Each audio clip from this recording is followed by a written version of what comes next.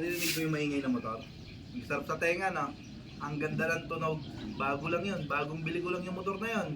Ang ganda ng tunog, no?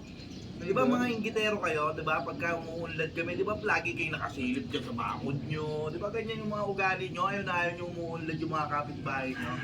Di ba ganyan kayo?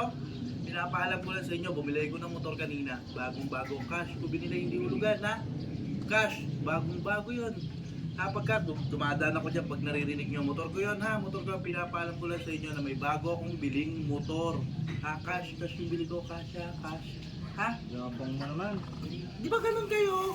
Oo, pag may bago, di ba? Sige yan, silip nyo sa amin. No? Gata naman, chismisa kayo, chismisa na may bago yung kapitbahay nyo.